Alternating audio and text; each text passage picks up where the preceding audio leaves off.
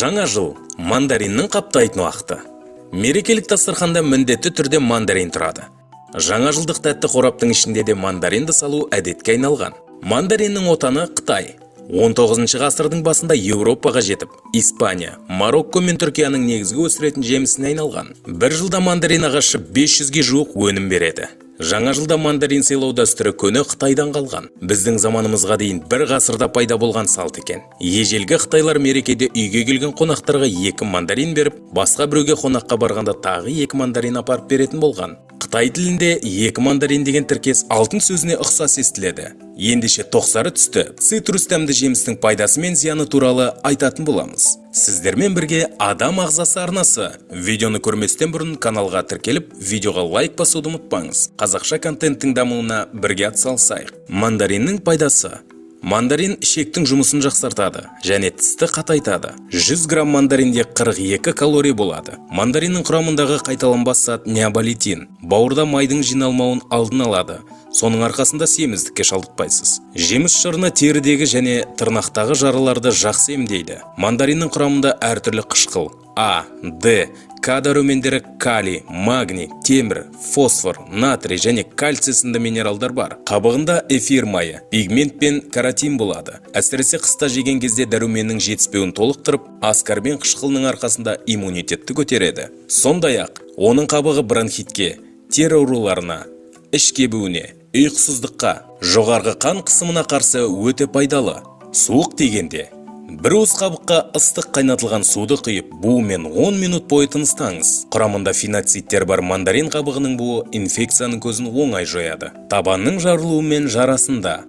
Табан мен башпай арасын мандарин қабығымен күніне 2 рет шағып отырсаңыз, табан зеңінен оңай арыласыз. Қатты шаршағанда және ұйқысыздықта жастығыңыздың қасына мандариннің аршылған қабығын ұйықтар алдында 15 минутқа қойып қойыңыз. Бұл әдіс бас ауруын жазып, ұйқысыздықтан арылтады. Жоғарғы қан қысымы мен артемидия. Бір шыны қабыққа 3 литр су құйыңыз. Тұнбаны әбден қайнатып, ұйықтар алдында 1 сағат бұрын ванна қабылдаңыз. Нәтижесін бірден байқайтын боласыз. Мандарин қабығы тәбетті ашуға, ас қорыту жүйесінің жұмысын жақсарту үшін жасалатын ащы тұнбаның құрамына кіреді. Мұндай тұнбаны 15-30 минут сайын 10-20 тамшыдан қабылдайды. Мандариннің кепкен қабығын суға қайнатып ішсе, жөтелді басып, қақырықты түсіреді. Тәбетті ашу үшін кептірілген мандарин қабығынан қайнатылған тұнбаны ішуге кеңес беріледі. Қант диабеті кезінде мандарин қабығынан қайнатылған тұнба қан тамырындағы қанттың деңгейін түсіреді. 3 мандарин қабығына 1 литр су құйып, 10 минут қайнату керек. Қайнатпаны тоңазытқышқа сақтап күнделікті ішіп тұру керек. Мандариннің зияны. Мандарин аллергиялық реакция тудыратын жемістердің жоғарғы сатысында тұрған өнімдердің қатарында.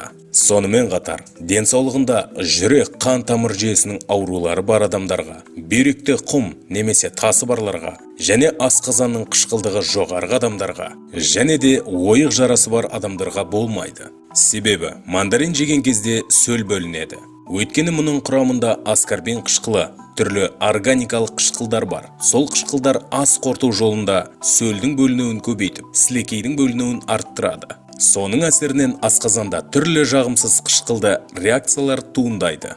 Балаларға, әсіресе 3-тен 5 жас аралығындағы балаларға абайлап беру керек. Яғни бірінші рет жейтін болса, тіліне 2-3 тамшы шырынын тамызып, баланы байқау керек. Ересектерде де аллергиялық сезімталдығы байқалып жүрсе, олар да тістеп көріп, 5-10 минуттай реакциясын бақылау керек. Егер адамның терісінде қызару, бөрту пайда болса, мандариннен бірден бас тартып жемеген жөн. Десек те, мандариндерді тұтынудың өзіндік ережелері бар. Жалпы, мандаринді жеуге рұқсат етілген мөлшері мүмкін дегенше 2-3 дана. Соның өзі қажетті дәрумендерге деген мұқтаждылықты толықтай қанағаттандырады. Ал артық жеп қойсаңыз, іштің өтуі секілді көріністермен байқалуы мүмкін.